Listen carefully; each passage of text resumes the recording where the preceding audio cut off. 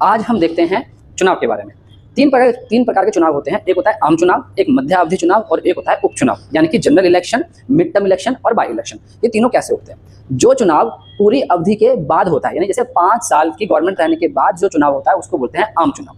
जो चुनाव मतलब मध्य में होता है, मध्य में कैसे? जैसे गवर्नमेंट अगर 5 साल से पहले ही भंग हो जाती है, जैसे लोकसभा 5 साल से पहले ही भंग हो गई, तो अगर 5 साल से पहले ही वो भंग हो गई तो जो चुनाव अब होगा उसको बोलते हैं मध्य अवधि चुनाव। एक बात ध्यान रखना, मध्य अवधि चुनाव जब होते हैं तो उसमें जो निर्वाचित होते हैं सदस्य है वो पूरे 5 साल के लिए ही बनेंगे, ना कि जो रिमेनिंग पीरियड बच रहा है उसके लिए बनेंगे। तो ये होता है मध्य अवधि चुनाव। और एक होता है उपचुनाव। उपचुनाव तब होता है जब कोई सांसद या विधायक की एक पर्टिकुलर सीट खाली होती है। जैसे कोई सीट खाली हुई जिस सांसद की, जैसे मान लो कि एक सांसद जो था वो उत्तर प्रदेश के मेरठ के कंकरखेड़े क्षेत्र का था, तो कंकरखेड़े क्षेत्र के सांसद की या तो उसने इस्तीफा दे दिया या उसकी डेथ हो गई, तो एक सीट खाली हो गई, तो उपचुनाव सिर्फ उस सीट पे होगा। उपचुनाव होता है सिर्फ और पर्टिकुलर सीट का और उसी क्षेत्र में, यानी कंकरखेड़े की सीट थी तो कंकरखेड़े क्षेत्र में ही उपचुनाव होगा, बाकी पूरे मेरठ में नहीं होगा, सिर्फ कंकरखेड़े क्षेत्र में होगा। इसको बोलते हैं उपचुनाव। उपचुनाव में जो सदस्य निर्वाचित होता है उसका जो टाइम पीरियड रहता है वो उतना रहता है जितना शेष बचा हुआ है। जैसे कि अगर 2 साल में उसने इस्तीफा दिया या उसकी डेथ हो गई है सांसद की, तो बाकी 3 साल बचे, तो उपचुनाव करके जो सदस्य निर्वाचित होगा वो बाकी 3 साल के लिए रहेगा, ना कि पूरे 5 साल के लिए। तो ये 3 प्रकार के चुनाव थे: आम चुनाव,